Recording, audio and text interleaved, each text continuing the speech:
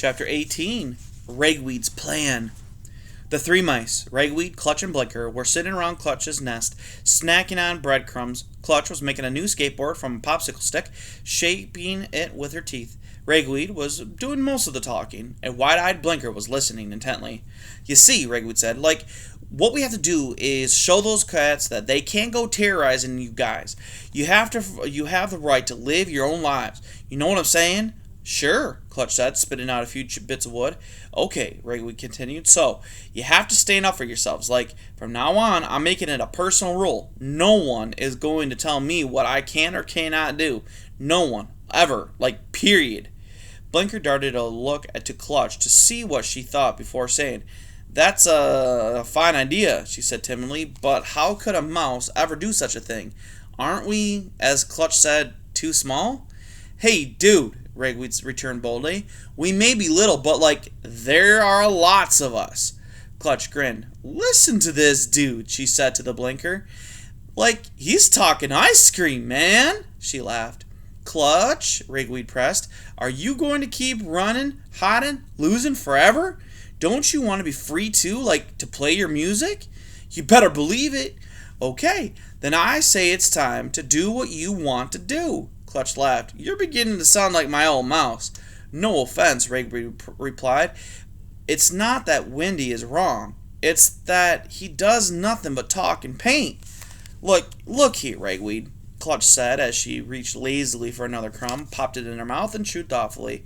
"You weren't so off the mark, but just a while ago, you were heading out of town on the first train. What's changed?" Ragweed bristled. "I'd just like to show you what's possible, that's all." "Yeah, right," Clutch said. "Show and tell time. But hey, what are you going to do?" Ragweed looked from Clutch to Blinker, then back at Clutch. Then she leaned forward. "It's called a new club." Clutch put her skateboard down. "You serious, dude? Check it out. A new club will be the best way to show those cats that you can't be put down. A new club will cheer you city dudes right on up, give you courage. It'll be a place to chill out, to find your strength, get all that working, and it'll be like fighting back. But it has to be big enough to hold enough mice to fight back if attacked." "Way cool," Clutch agreed. "Can the B-flat tires play there?" "That's the whole point." "I mean, you really serious?" Clutch demanded. "Not just sucking crumbs." "Clutch," Ragweed said earnestly, "in my whole life, I've never been more serious. I mean, we'll get your father to paint some pictures on the wall. Your mother can read from her epic. B-flat tires can play. You know what I'm saying? It'll be your club, dude." Clutch gazed at Ragweed with laughing eyes. "Mouse, you got the lingo down perfecto, sweet." Then she exclaimed, "But hey, Mouse, killer idea. I love it. Put it there." She held out a paw, and Ragweed slapped it. Blinker, though he wasn't sure what was really happening, grinned. "Now, what do we do?" Ragweed continued after the initial excitement had died down. Is find a place for the new club. That's where you come in," he said to Clutch. "Well, what do you mean?" "Hey, like you said, I'm new here, dude. I wouldn't even know where to start looking." "Oh, okay," Clutch agreed. "Gotta be different from the Cheese Squeeze Club," Ragweed went on. "A place cats can't get into easily or break down. But big, that's crucial. So there can be a lot of us, you know what I'm saying?" "I hear you," Clutch said. She thought hard. Hey, I know of a place. It might work. In the humans' old downtown. Everything is deserted there, including an abandoned bookstore. Used to have a great taste in books, but it has lots of space. It might work." "Can we go check it out?" Ragweed asked. "Sure thing, dude. But we'll bust out through the exhaust pipe just in case FEAR is still hanging around." New skateboard in paw, Clutch let her friends out of her car nest through a long, narrow tube. Outside, it was really dark. The moon was low, only a few stars were out. After a careful check to make sure the way was safe, Clutch dropped her board and pushed off. "What is that?" Blinker cried, running along by Clutch's side. "My wheels, dude, a skateboard." "It looks very exciting," the white mouse said. "Do you think you could teach me to do that?" "Nothing to it, dude," Clutch said. "I would like that," Blinker murmured. Though Ragweed said nothing, he wished he thought of asking Clutch for lessons. The three mice zigzagged across town. The streets and alleys had no signs of cats, humans, or even other mice. The only sound was the occasional crumpled aluminum can caught in a wisp of wind, grating across the pavement like a broken rattle. After some 15 minutes of hard scampering and skateboarding, Clutch said, "Here we are." They had entered a narrow alley. The only light came from a few flickering street lamps. A rusty garbage can overflowed with old torn books dominated the way. On the back of the building was a window with a screen shielding cracked glass. A large rusty padlock held a steel door shut. How do we get in?" Raywood asked. Clutch said there used to be a hole by this door. After poking about the door frame, she called, "Sweet, it's still here." She propped her skateboard against the outside wall and dove into the hole. Blinker and Ragweed followed. The three mice found themselves in a gloomy hallway littered with paper and heaps of broken-backed books. The floor was filthy. The walls were covered with tattered posters. Mounted low on the wall was a large wheel. Hanging beneath the wheel was a massive coil that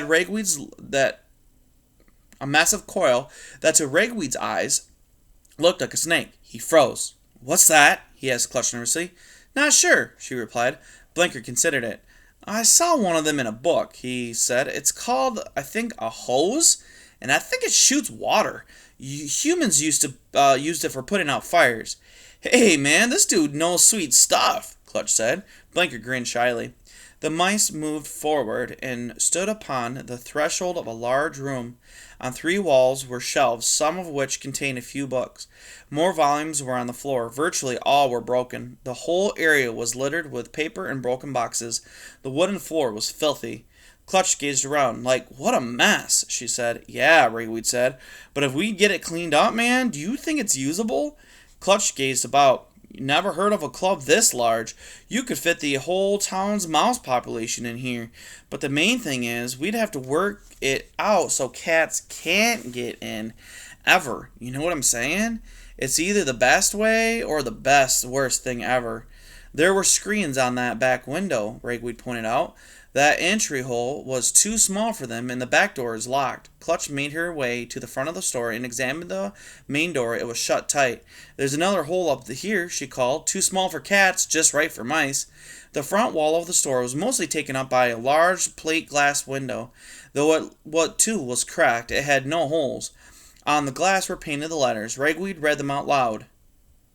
It's all backwards. "The Last Independent Bookstore," I think it is. And here's a picture anyway. You can see the letters were right here, but it's all backwards like you'd be seeing it through glass. I think it says the Last Independent Bookstore is what it said.